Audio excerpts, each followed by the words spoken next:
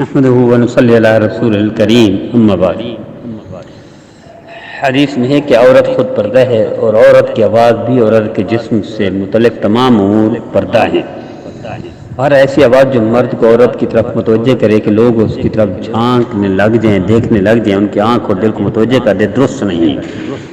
اسی لیے ایسا لباس جس سے اجنبی مرد کی توجہ ہو جائے، اس کے دیکھنے کا ملان ہو جائے، جائز نہیں ہے۔ اور اس میں وہ زیور ہوں جو متوجہ کریں، وہ خوشبو ہو جو متوجہ کریں، اور وہ کپڑے ہو جو متوجہ کریں، تو اس پر لعنت فرمائی ہے۔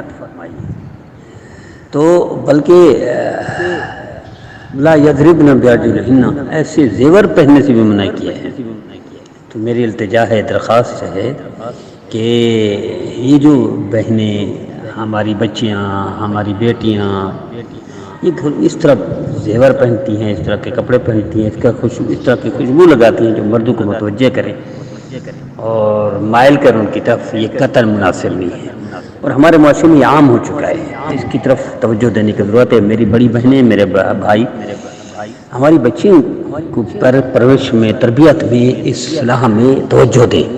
یہ غلطیاں ہمارے گھروں سے ہوتی ہیں، ہم توجہ نہیں دیتے، پھر وہی بڑی جب ہو جاتی ہیں تو پھر وہی کام کرتے ہیں جو اللہ کے رسول کے پسندیدہ نہیں ہے، اللہ کے رسول کے نافرمانی میں آتے ہیں۔ جو اللہ کے رسول نے پسند نیچے منع کی ہے وہی کام کرتی ہیں، وہی لباس، وہی زیور، وہی خوشبو،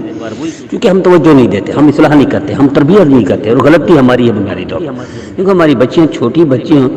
ان کو ہم ہی اس لائن پر لگا دیتے ہیں، ہم ہی اس کو ماحول سے نکال دیتے ہیں، ہم ہی اس کو اللہ کے رسول کا نام فرمان باغی بنا دیتے ہیں۔ ٹھیک ہے، اگر ہمارا نقصان کرتی ہے، پیسے گم کر دیتے ہیں یا کوئی چیز توڑ دیتی ہے تو ہم ہائپر ہو جاتے ہیں، ہم لڑنے مرنے پر تل جاتے ہیں، لیکن وہی اللہ کے رسول کی نافرمانی کر دیتی بچیاں، ہم توجہ نہیں دیتے۔ آپ نے دیکھا ہوگا کہ بڑی بہن کوئی بڑی عورت، ماں ہے، دادی ہے، نانی ہے،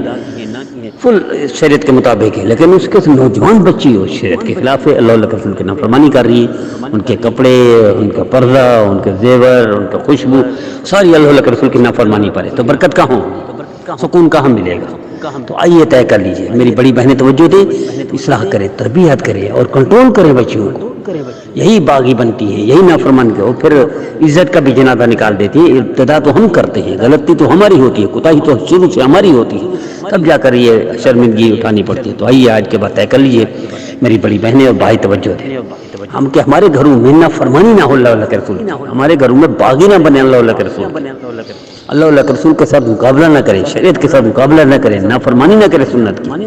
مجھے امید ہے میرے بھائی، میرے بہنیں اس پیغام کی طرف خود بھی توجہ دیں گے، دوسروں کو بھی توجہ دلائیں گے، خود بھی سنیں گے، دوسروں کو بھی سنیں گے۔ ہمارا مقصد یہ اصلاح ہے، تربیت ہے۔ آئیے